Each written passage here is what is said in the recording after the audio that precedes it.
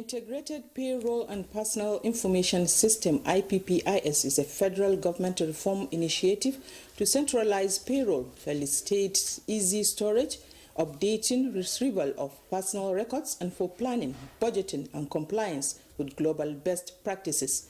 In June 2019, universities in Nigeria were directed to enroll their staff. This, however, led to many issues at ASU. In December 2023, the federal government removed tertiary institutions from IPPIS.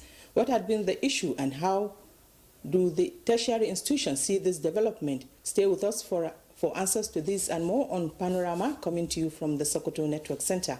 I am Asmao Habibu Shagari.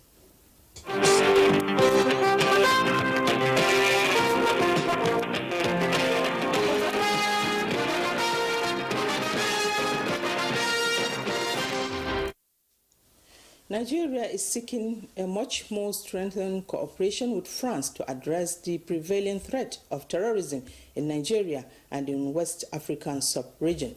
President Bola Tinubu raised the idea when he received the outgoing French ambassador to Nigeria, Emmanuel Bertman, who was at the villa on farewell visit. President Tinubu, who commended the outgoing envoy for her dedication to enhancing relations between France and Nigeria, urged her to leverage her new role as Director for Africa in the French Foreign Ministry to advocate the urgent need to upgrade technical cooperation between Nigeria and France to defeat terrorism and violent extremism.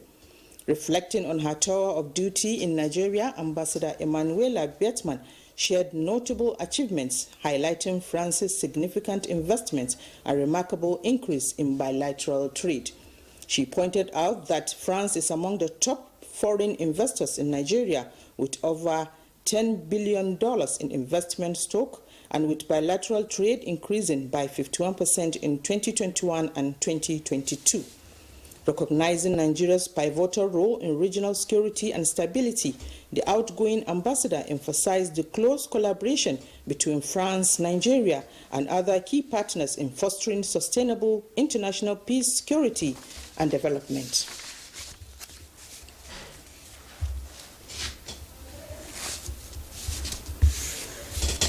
President Bola Tinubu suspends the 4 programs as administered by National Social Investment Program, NSIPA, for a period of 6 weeks.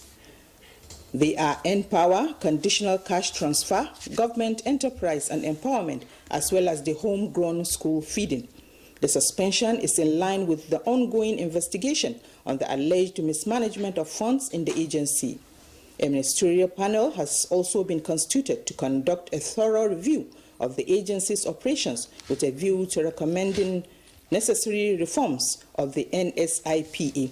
During the period of this suspension, the statement says all NSIPA-related activities, including but not limited to all distributions, events, payments, collaborations, and registrations, are now on hold.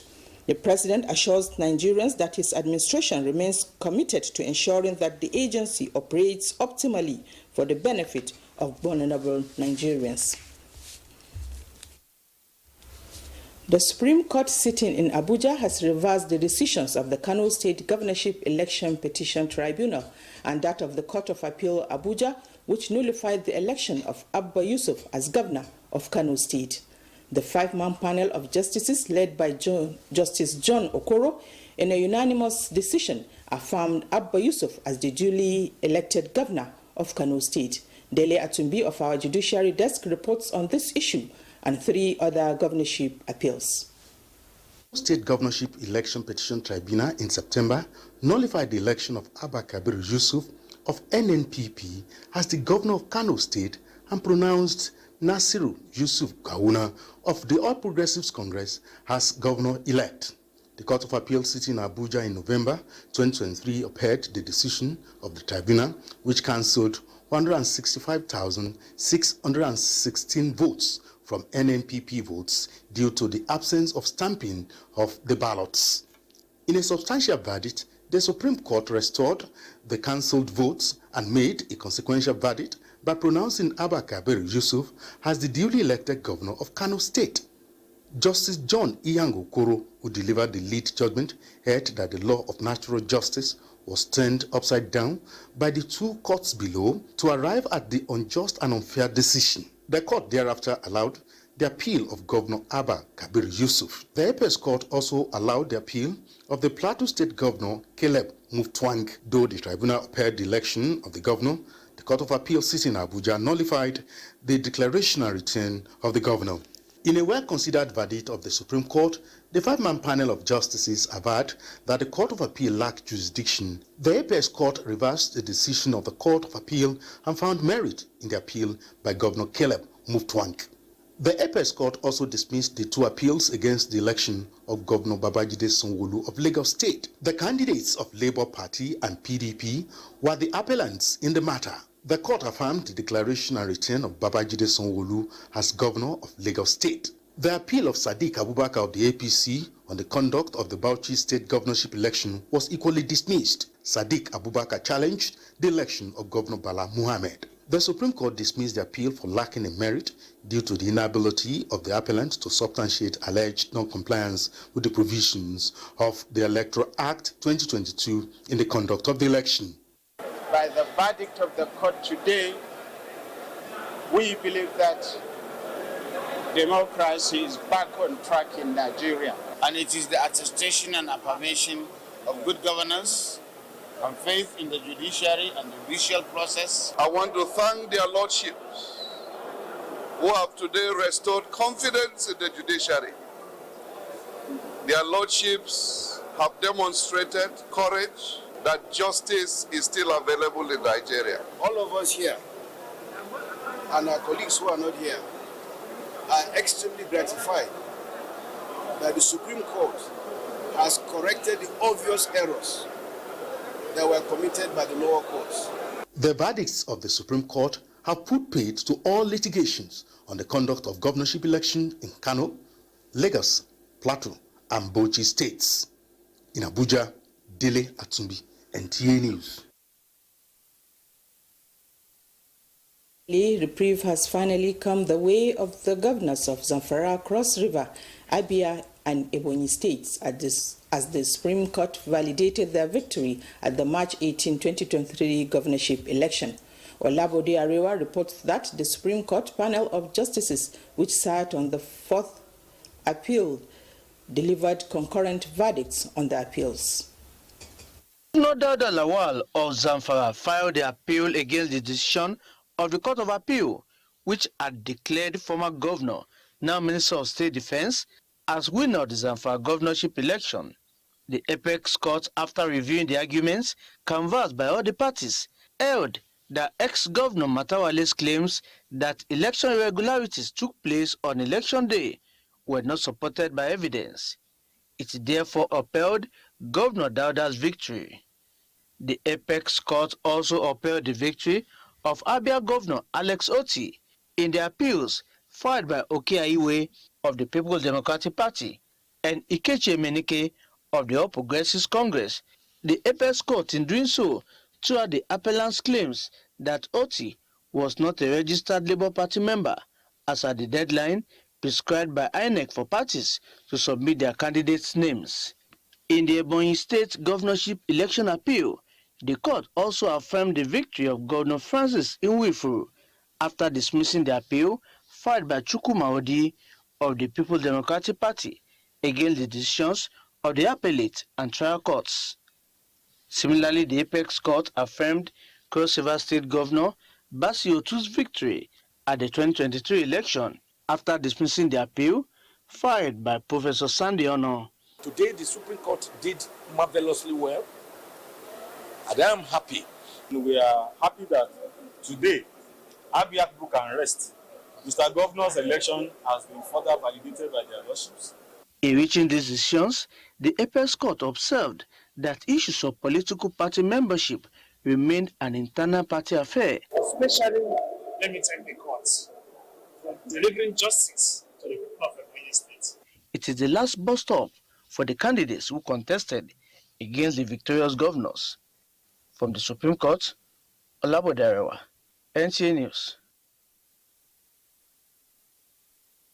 NTA News. Continues in a moment. Please stay.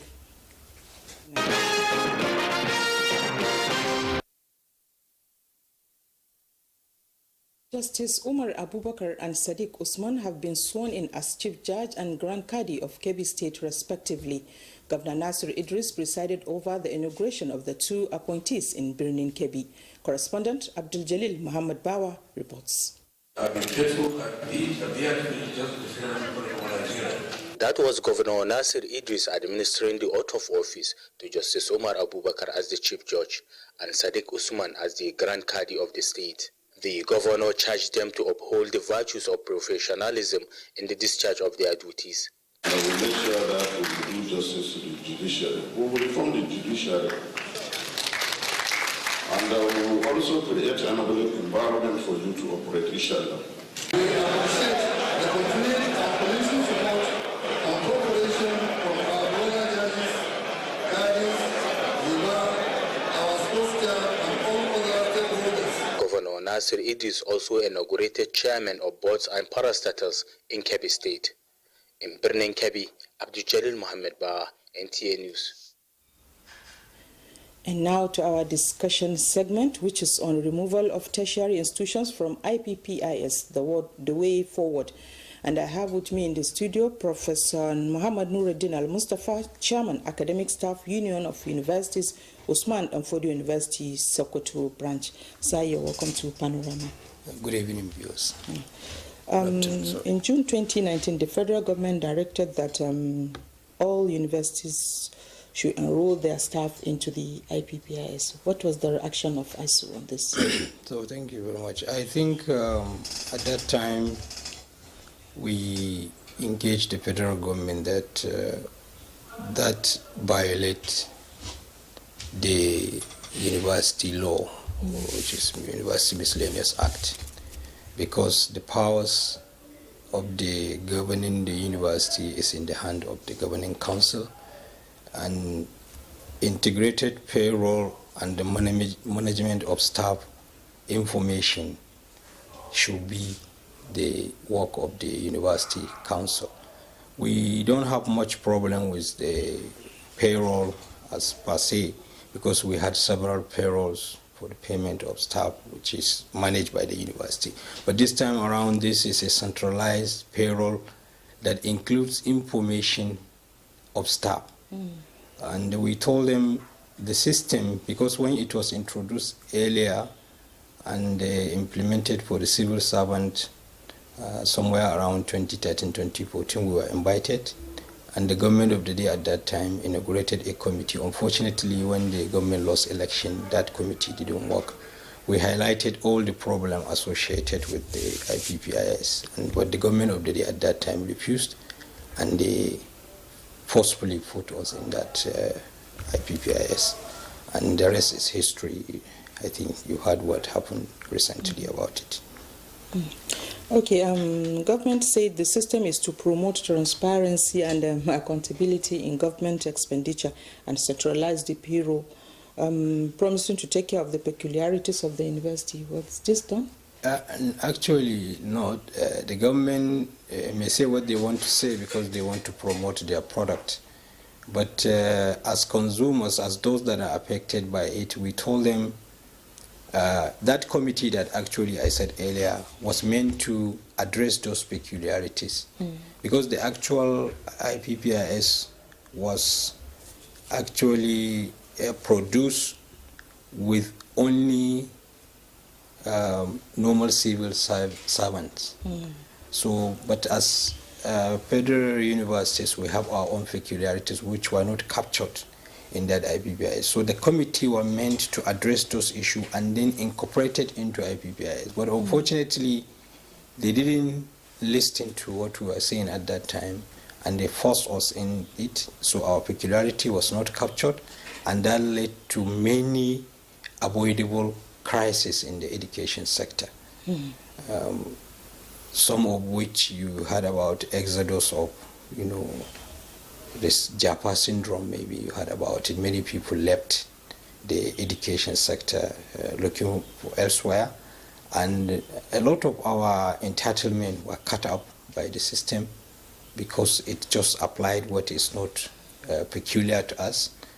And also the issue even of employment become serious issue, because we were meant to have our employment approved by our councils, not IPPIS, but IPPIS now becomes a kind of approving body for our employment. So it becomes serious that you can't even employ a visiting staff, you can't even employ a sabbatical staff.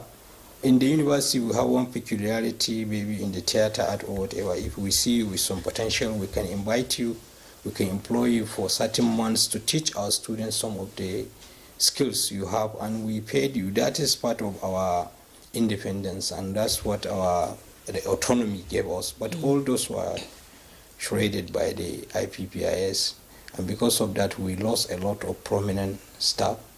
We lost a lot of young ones who cannot endure this kind of things. And I think we have seen many other issues that ought not to happen. But because of the advent of IPPIS, we are subjected to those unnecessary hardships. People traveling all the way from Abuja for something that they can easily correct here. You are busy teaching students and you have to go to Abuja and queue for several days and weeks in order to solve a little problem unnecessarily. So I think that these are some of the issues that we faced, and which we call avoidable, because when had it been the federal government at that time listening, we can sit down and resolve these issues amicably without going through all this. Okay, sir. In the second week of December 2023, the federal government announced the removal of tertiary institutions from the IPPIs. So how do you feel about this, and how do you think it can impact the universities? We're actually very happy in the sense that this is still come back to what we were telling the federal government. If I may quote, the minister giving the reasons for our removal, I can quote what he said at that time. He said, apart from the opposition to the payment system by the Academic Staff Union of Universities, ASU, the IPPIS issue had proved time-consuming for universities' vice-chancellors, dragging the efficiency of the management of the institutions. He further said the tertiary institutions are governed by laws. They should be allowed to exercise their autonomy. So when you look at this, it is the law that was actually violated when we are taken to IPPIS. And the minister is still telling the whole world that we have our laws that govern our operations, so we should be allowed to operate within those laws. So IPPIS is not part of our laws or part of what the laws allow to govern the university operations. And that is what the federal government, that is what the reason the federal government gave when they removed us. We were actually happy because what we have been saying actually now become reality, and then we will go back to where we were and we will improve the system within our own laws, not outside the laws that govern our operations. The federal government has just approved over 683 billion naira as 2024 intervention funds for tertiary institutions in Nigeria. So what is your reaction to this, and how will this help the system? No, this is routine interventions through the TED fund. To us, it's not something that should make a big news, because it's a routine intervention fund. The TED fund itself was actually our brainchild. The Academic Staff Union, during the military era, when confronted the government and they said there was no way they can get money to fund part of the infrastructural development of the universities, we came up with the idea, and then we insisted later on around 2013-14 that it has to come back to its original stage, which is a tertiary institution, because initially they were bastardizing the system. They included many primary, secondary school, well, they have their own budgetary allocations. So yes, this is routine. We provided the enabling, we provided the idea initially, and I don't even know when government started to publicize the intervention fund. To us, it's something that is normal and routine. So there's no big deal about that. Okay, what more do the universities expect from the government? We expect the university to respect the laws of the country. We expect the federal government to respect the agreement reached with the unions, without any cohesion. We sat down, we agree on certain things and terms, but the government always negate. So we expect the university to come back to the round table, negotiate with the unions, because that is the law. The ILO said we should be negotiating on our salaries on issue with government, so that wherever there is problem, we try and address it, rather than using the military dictatorship like what we have seen during the last government of take it or leave it without any. So we are expecting this government, as they have started thinking about coming back to the laws, that they should also respect our own agreements and also sit down with us and then have some agreement on certain issues that are of contentions. Okay, Prof, just before I allow you to go, what should the government expect from tertiary institutions? Yeah, the government, in the first place, if given the enabling environment, should expect, number one, the quality of students, the quality research that may ultimately bring a lot of glad tidings to the country. Because if we are given the enabling environment, the number of researches we are conducting and the students we are producing will bring back our economy the way it was. But the government has been neglecting the universities. Okay, Professor, I'm afraid your time is not on our side. We thank you so much for being on Panorama this afternoon. Thank you very much. Thank you so much. And now to sports. Expectations are high ahead of today's kickoff of African Cup of Nations in Côte d'Ivoire, as Nigerians express support for the Super Eagles team. This and more with Peter Obio on sports updates.